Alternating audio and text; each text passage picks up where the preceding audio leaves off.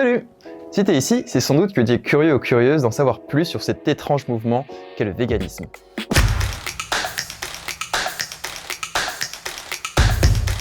T'en as entendu parler à la télé ou sur internet, en positif ou en négatif.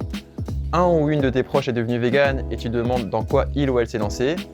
Ou peut-être même que tu te sens déjà proche des valeurs qui gravitent autour de cette philosophie et tu souhaites avoir quelques astuces pour mettre en place de nouvelles habitudes dans ta vie. Dans tous les cas, on est parti pour découvrir ensemble ce mode de vie et l'éthique auquel il est rattaché, notamment sur notre rapport aux animaux et aux vivants. Qu'est-ce qui motive de plus en plus de personnes à devenir véganes? Qu'est-ce que ça implique exactement au quotidien, dans la consommation, l'alimentation, les choix vestimentaires? Comment on fait quand on veut faire du sport, de la pâtisserie ou sortir au resto avec ses potes? On va tenter d'aborder toutes les questions majeures autour du véganisme avec clarté et légèreté. Parce que oui, c'est beaucoup plus accessible que ça peut en avoir l'air. Donc moi c'est Franck, en ce moment j'habite à Paris et je tiens un compte Insta sur lequel je partage l'actualité de la vie végane dans ma ville, notamment des tests de resto ou des listes d'adresses. Je publie aussi chaque année la Vegan Tourist Map, une carte qui répertorie les restos véganes à Paris. Je suis végane depuis plus de 5 ans, mais j'ai grandi dans un milieu où on mangeait de la viande, du poisson 1 à 2 fois par jour et des produits animaux comme des œufs et des produits laitiers à chaque repas. Depuis que je suis enfant, les discussions avec ma sœur et les balades avec ma grand-mère m'ont fait développer beaucoup d'affection pour la nature et les autres animaux. J'adorais observer l'attitude des chats dans les parcs, les habitudes matinales des oiseaux des étangs, le comportement des animaux dans les forêts. Pour moi, c'était une évidence que chacun d'entre eux était doté de sensibilité, d'une personnalité, d'émotions, et que leur vie leur était précieuse, comme la nôtre l'est pour nous. Donc, en tout petit, j'ai fait la connexion entre ces êtres sensibles et ce qu'il reste de leurs organes dans mon assiette. Forcément, ça m'a pincé le cœur. Mais bon, le seul référentiel que j'avais à l'époque, c'est que manger ces animaux, c'était quelque chose de normal, de naturel et nécessaire pour notre santé notamment.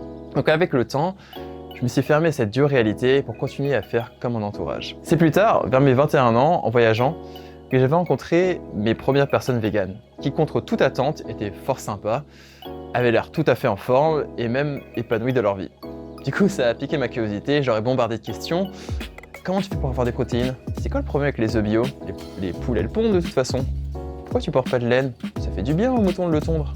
Au fur et à mesure que la conversation avançait, je me rendais compte que chacun de leurs choix de vie était réfléchi, renseigné, et que j'avais beaucoup à apprendre sur la façon dont les animaux étaient traités dans notre société, et beaucoup de mythes à débunker qui permettaient de justifier de telles pratiques.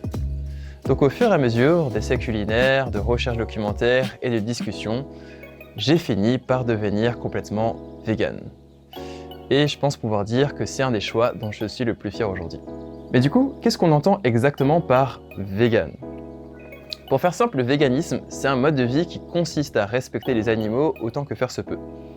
Dans la pratique, il tend à exclure toute forme de consommation qui perpétue leur exploitation. En gros, quand pour créer le produit ou le service, il faut spécifiquement tuer, maltraiter ou emprisonner un animal, on évite, parce qu'on ne veut pas contribuer financièrement à ce système. Ça implique donc bien sûr l'alimentation, mais il y a aussi la mode, la cosmétique, le mobilier ou encore les loisirs. Et oui, aujourd'hui, l'exploitation animale, elle est dans plein d'aspects de notre vie. Mais t'inquiète pas, reste avec nous et on va continuer à décrypter tout ça sereinement. Niveau alimentation, quand on est vegan, on va par défaut être végétalien ou végétalienne. Ça veut dire qu'on va manger aucun produit d'origine animale. La viande, les poissons, les insectes, les gastéropodes, les crustacés, mais aussi les produits laitiers, les œufs ou encore les produits de la ruche, comme le miel. C'est en ça qu'on différencie le végétalisme du végétarisme, qui lui consiste à simplement exclure de l'alimentation toute chair animale. Et oui, pour celles et ceux qui en douteraient encore, les poissons sont bien des animaux. Niveau mode ou décoration, de la même façon, on évitera d'acheter des matières issues d'élevage, comme la fourrure, le cuir, la laine ou la soie. Niveau cosmétique, on évite toujours les produits comme le miel ou le lait d'ânesse, mais ça va être surtout la question de l'expérimentation sur les animaux qui va être soulevée. Pareil pour les produits ménagers.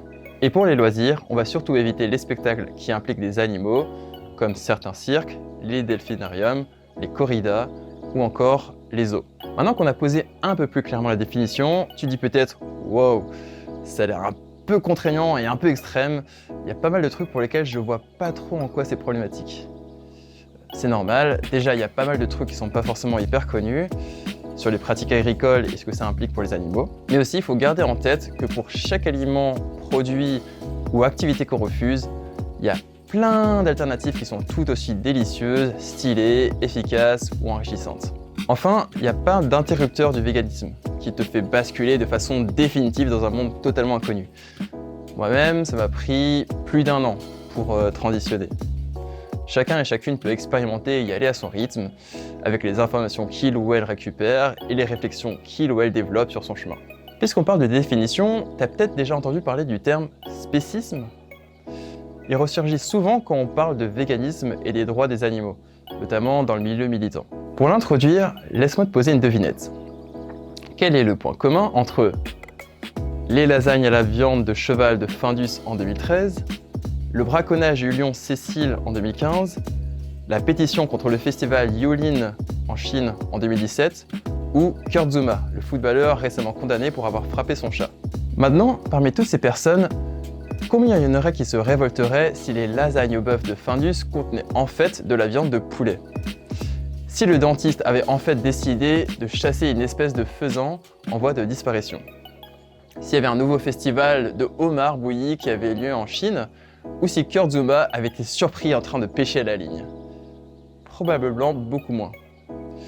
Pourtant, tous les animaux en question sont doués d'émotions, ils tiennent à leur vie et ils souffrent des pratiques qu'on leur inflige.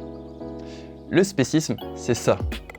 Une idéologie selon laquelle l'appartenance d'un individu à une espèce est un critère pertinent pour juger du traitement qu'on est en droit de leur accorder.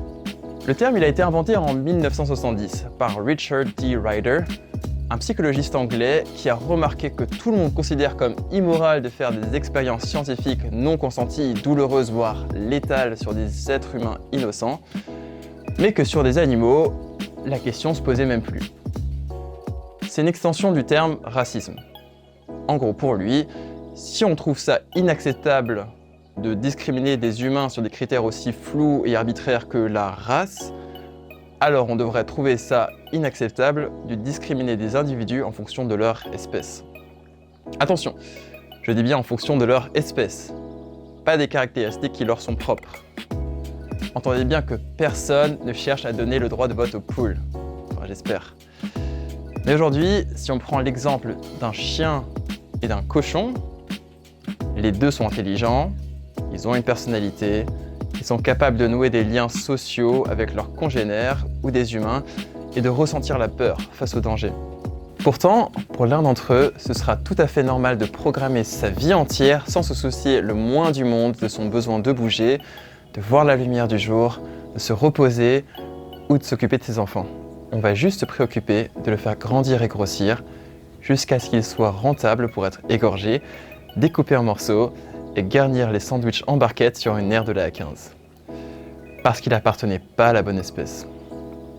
Inventer le terme spécisme, ça aide beaucoup à se rendre compte que l'existence de tout ça, c'est pas une fatalité, juste un mode de pensée perpétré par l'éducation, l'entourage, la culture et plus récemment la publicité. Et ça continue à évoluer. Ça ouvre la voie à d'autres modes de pensée. Il y a bien sûr ce qu'on appelle l'antispécisme, qui prône une égalité de considération entre les espèces, l'animalisme, qui souhaite rétablir une justice dans le règne animal, humain compris, ou encore le sentientisme, qui met en avant le fait que la capacité d'un être vivant à faire l'expérience de la vie de façon subjective, donc faire des choix, ressentir des émotions, c'est le critère qui devrait influencer sur la considération qu'on va lui apporter. La question du droit des animaux dans nos sociétés, elle date pas d'hier.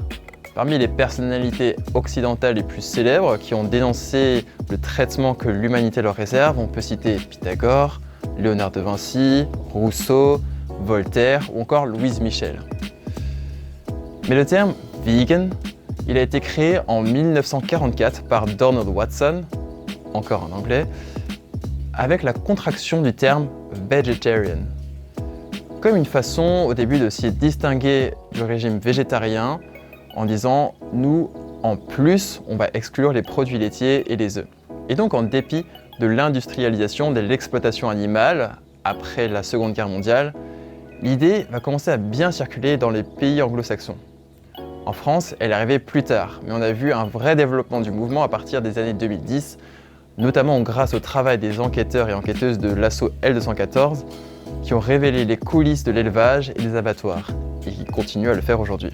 En 2021, selon une étude de Statista, plus d'1 million de personnes en France affirment avoir adopté un régime végétalien.